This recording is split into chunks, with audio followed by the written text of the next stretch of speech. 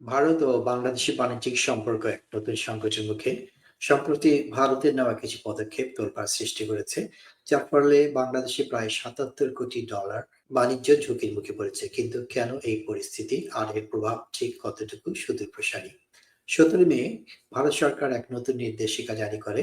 এর ফলে বাংলাদেশে তৈরি পোশাক, প্রক্রিয়াজাত খাদ্য, প্লাস্টিক পণ্য সহ একাধিক সামগ্রীর আমদানিতে কঠোর বিধিনিষেধ আরোপ করা হয়েছে। সবচেয়ে বড় প্রভাব পড়েছে তৈরি পোশাক খাতে। এখন থেকে এই পণ্য কেবল কলকাতা এবং নভোসেবা সমুদ্র বন্দর দিয়ে আমদানি করা যাবে। স্থলপথে পুরোপুরি নিষেধাজ্ঞা। এর ফলে বাংলাদেশের মোট দ্বিপাক্ষিক আমদানির প্রায় ৪২% অর্থাৎ প্রায় ৭৭ কোটি ডলারের বাণিজ্য সরাসরি প্রভাবিত হবে।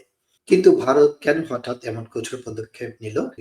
বিশ্লেষকরা বলছেন এটা আসলে বাংলাদেশের কিছু পূর্ববর্তী পদক্ষেপের প্রতিক্রিয়া। ২০২৪ সালের শেষের দিকে বাংলাদেশ সরকারও ভারতীয় সূতা চাল সহ বিভিন্ন পণ্যের আমদানিতে নিষেধাজ্ঞা এবং ভারতীয় কার্গের উপর ট্রানজিট ফি আরোপ করেছিল। গ্লোবাল ট্রেড রিসার্চ ইনিশিয়েটিভ মতে ঢাকা চীনের দিকে কূটনৈতিক ঝোঁক এবং অন্তর্বর্তী সরকারের প্রধান মোহাম্মদ ইউনূস কিছু বক্তব্য এই পরিস্থিতিকে আরো জটিল করেছে। ভারত বিষয়টিকে দেখছে দ্বিপাক্ষিক বাণিজ্যের সমতা ফেরানোর প্রচেষ্টা হিসাবে। এই নিষেধাজ্ঞা প্রত্যক্ষ প্রভাব পড়ছে বাংলাদেশের উপর। তৈরি পোশাক শিল্প, যা বাংলাদেশের অর্থনীতির অন্যতম স্তম্ভ, বড়সড় চ্যালেঞ্জের মুখে। স্থলবন্দর বন্ধ হওয়ার পরিবহন খরচ ও সময় দুটোরই বাড়বে, ফলে আন্তর্জাতিক বাজারে প্রতিযোগিতা কঠিন হবে। আন্তর্জাতিক শ্রম সংস্থা আইএলও দীর্ঘমেয়াদে আনুষ্ঠানিক কর্মসংস্থানের নেতিবাচক প্রভাব পড়ার আশঙ্কা প্রকাশ করেছে। কিন্তু বাংলাদেশ সরকার আলোচনার মাধ্যমে সমস্যা সমাধানের কথা বলছে। তবে এই বাণিজ্য বিবাদের প্রভাব একতরফা নয়। ভারতীয় ব্যবসায়ীরাও এর আঁচ পাচ্ছেন।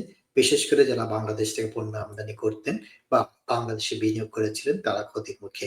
বাংলাদেশের পক্ষ থেকে ভারতীয় সুতা আমদানিতে নিষেধাজ্ঞার ফলে ভারতের টেক্সটাইল মিলগুলি আগেই সমস্যায় পড়েছিল। এখন বাংলাদেশি পোশাক আমদানিতে নতুন নিয়মের ফলে ভারতীয় খুচরা বিক্রেতাদের জন্য সরবরাহের ব্যবস্থা কঠিন হবে।